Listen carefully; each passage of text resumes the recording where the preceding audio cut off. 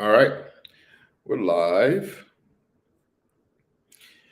First of all, thanks for checking out the video. As y'all come in, for you folks that do make it here live, be sure to hit the like button. And if you're watching the recording, hit the like button because why not?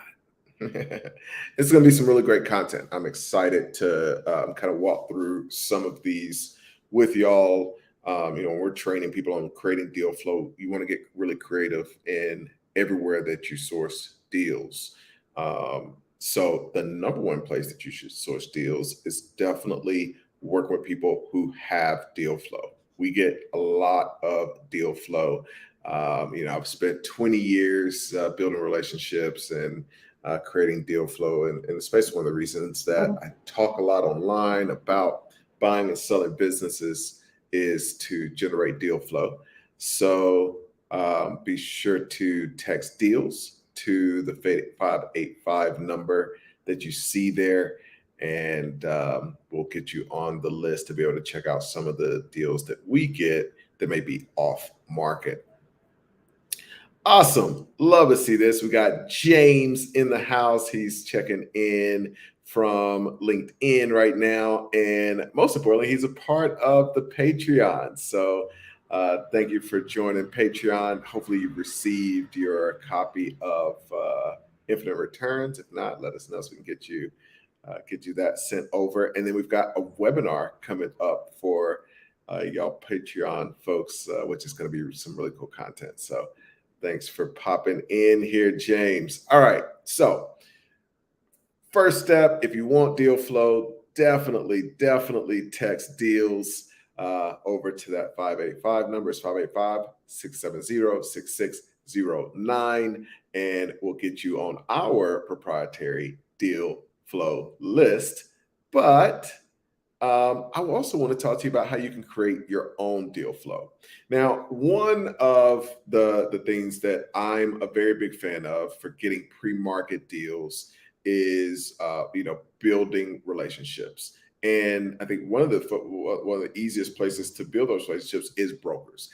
I don't like buying deals that are on the market as much as buying deals that are off market, because you don't have as much leverage when it comes to, sorry, it's noise in the background, but you don't have as much leverage when it comes to negotiating.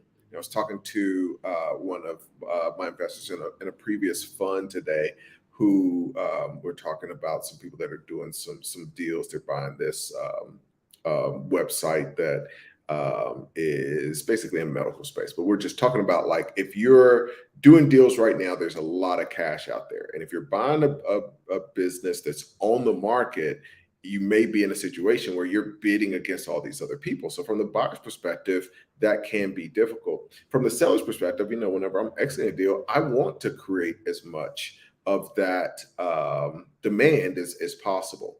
So when it comes to brokers, one of the things that you can do is, if you build trust with a broker, especially if you do deals with them over a long period of time, they may be willing to share deals with you pre-market, which is basically, the lingo is pocket listings.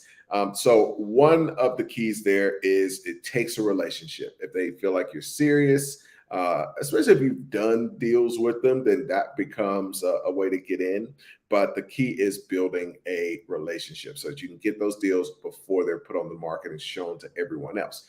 This becomes especially important if you're doing deals on internet businesses. It's great. It's definitely a bonus. It helps you out with negotiations if you're doing an offline deal. If you're doing an internet-based business, one of the biggest risks that you have is that there are people that literally just go to all of these listings and they copycat the business. So they figure out, oh, here's the niche that this business is. Here's where they're getting the traffic from. Here's how much money they're making. It's literally a blueprint to be able to copy that business model.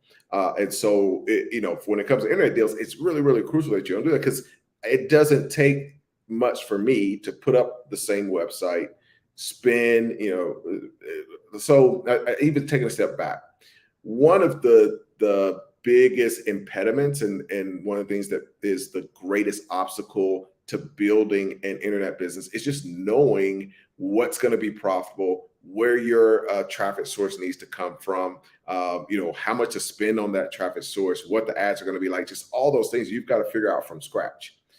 And if you're just going around the internet, you don't know what's really profitable, what's not, what they're using. When you get a prospectus, a lot of that is outlined in that prospectus. So if you're buying a business, it could be that you're not just like going to have to worry about a non-compete with that seller. It could be that everybody that broker has shown that business to now could be a potential competitor if they don't buy the business, because if they've done the due diligence, they know how to duplicate that business. So with internet business, it's crucial that you get pre-market deal flow. When it comes to offline, it's a great bonus.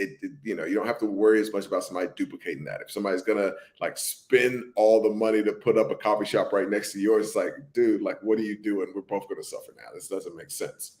So that is number one. I'm not going to include that in the 7. It's kind of just like something that you should be doing long term. So let's get into these 7 ways to generate deal flow. This is specifically for baby boomers. So a little bit less focus on the internet deal flow. And this is where I'm just seeing the very best opportunities. This is where the great opportunities are right now. Number 1 is Small Business Development Center. I love building relationships with small business development centers. I lucked into that whole thing. I was asked in Chattanooga to come and speak at this small business development center years and years ago. And I didn't even know what it was. I'd just been out there kind of hustling, trying to do things on my own. I didn't know he had all these resources. So I go there and I'm speaking to some of the people that are going through their program. And I'm learning about this small business development center and the people that have built their business from there. And they've got this big database of all the businesses. And afterwards, the person that had invited me to speak was like, I actually have somebody that wants to sell their business. It actually was an agency at that point. It's kind of early on in doing mobile ads and that kind of thing. So it was a mobile ad agency that was in Chattanooga, and they basically, the owner was burnt out and wanted to exit. And the person who worked at the small business development center was like, oh, you should talk to this person. So I set up a meeting. I get to meet this person. But then I realized, oh, this is something that I need to be doing for deal flow in general, is building relationships with these small business development centers. They're all over the country. If it's even small, small, mid-sized, large cities, towns probably won't have them as much. But they help businesses with everything. They do a lot of free business consulting. They do a lot of training. That was what I went there, which was my introduction to the space. They help people with accessing capital. But you can also let them know and introduce yourself. Like, hey, if you have somebody who graduates, they end up growing a business and they come back to you, because this becomes kind of their resource. It's like, hey, I'm ready to do this now. I need an accountant now. I need an attorney. I need to figure out trademarks, all of the things that the business owner needs. If they've come through that, they're going to come back to them. And so years later, if they want to sell, a lot of those folks still come back to them, which was what ended up with that agency deal that I got referred. So I really love that. And then also going and speaking and that kind of thing is valuable there, to go in and not for like pay gigs, just going in and giving back is a really cool thing. Take a sip of water. Número 2. Office of Economic Development. Now, these are in a most, like, again, small, mid, large cities. They're created by the government to support small businesses. So most of the time, these are going to really focus on the financing side of things. So it's less like the SBDC, where they're doing a lot of training, and it's a lot more like a lender kind of deal. So they will focus on coming up with grants to help businesses, making sure businesses are taking advantage of tax credits, looking for incentives that exist, all those things that can help the business out financially. Now, what's the angle for us if we want to acquire a business? For us, those organizations will also know when somebody's in a financial tight spot. So a business may come to them needing help. and they can't get them access to capital for whatever reason. Maybe they don't have credit or whatever. But in those situations, we may be able to come in and just take over the business, acquire it, take over the debt or whatever is there, and not have to put any money down, especially if we have a vision for where we can grow and improve that business. So I love those. Usually those referrals will be in, just a little more dire straits, but if you know how to grow that business, that can be a big opportunity. The next one, number three, is chamber of commerce.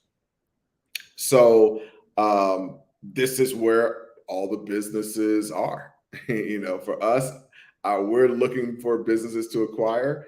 Most of them are going to be members of the chamber, and especially for this target market of baby boomers, a lot of them are going to be members of their chamber of commerce. The other cool thing is, if you're Black, in like Chattanooga, there was also an African American Chamber of Commerce. Now, you want to be members of both. So there may be additional help in the African American, but you want to be a member of both. There's Latin American chambers of commerce as well in a lot of cities. So you want to look at where can I apply and where can I be involved in each of these. These become really great sources of deal flow.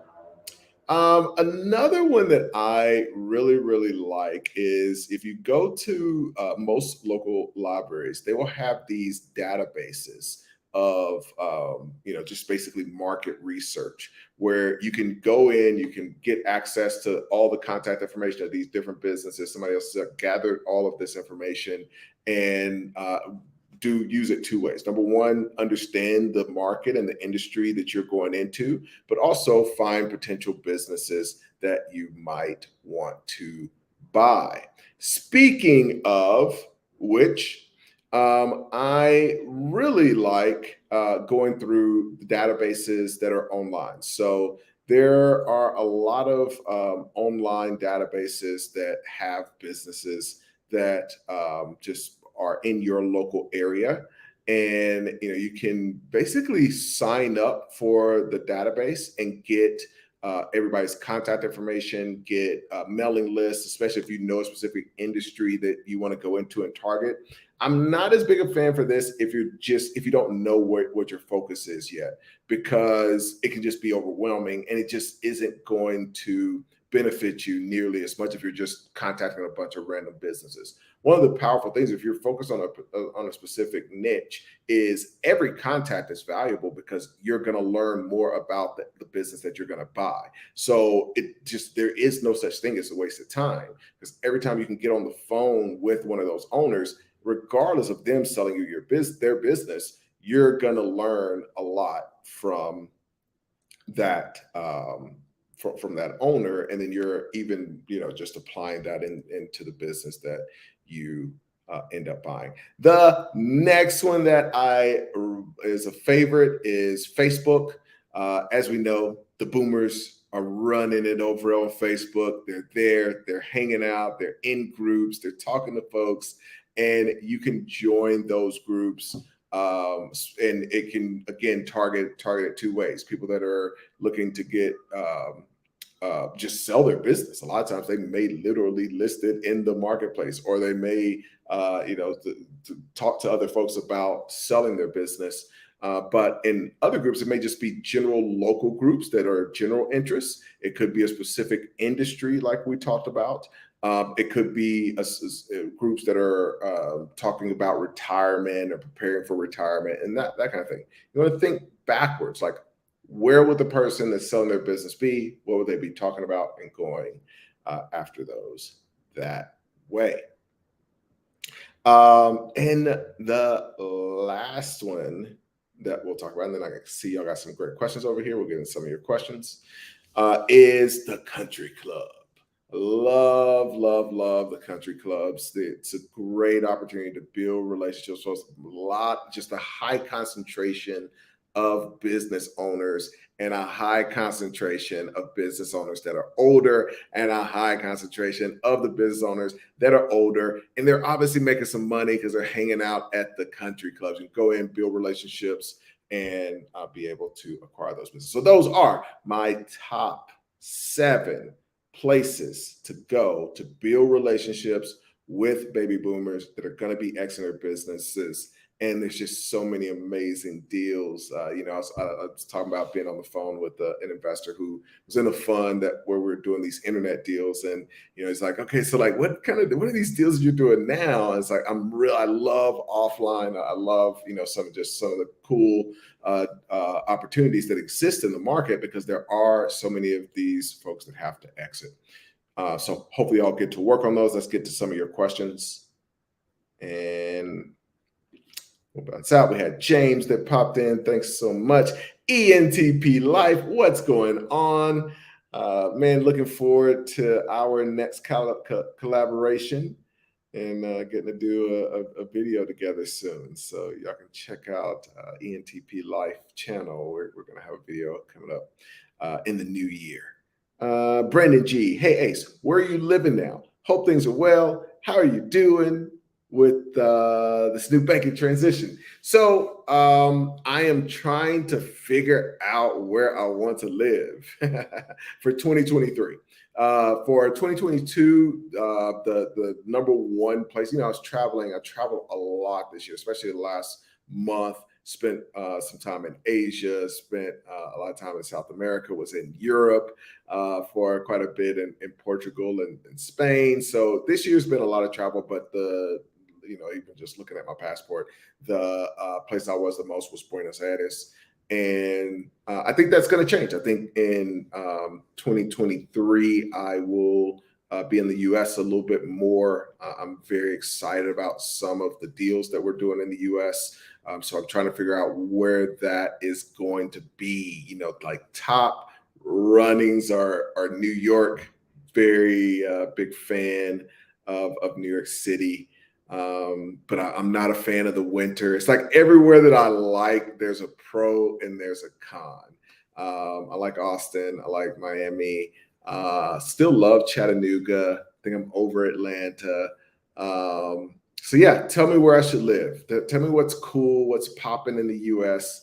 Where should I get a place as a home base in 2023? All righty. The central bank Ripple new cross-border payment system set up. Just wondering how it's influencing your business financing. So when I was in Buenos Aires, it was actually pretty amazing. There, the banking situation actually is really, really bad. They're just faced with outrageous inflation. Like my tough decision was, okay, if I wait a couple weeks to buy something, it's literally going to be cheaper than if I buy it today. If I exchange my dollars, I'm trying to exchange the minimum amount because that's it's going to be worth more if I wait. So all of those things kind of come into your thinking and decision making with just everything that's going on in a global economy and in each local economy in relationship to each other. So it's really crazy times right now. But as far as the business, it hadn't affected like on the business side, more on the personal side.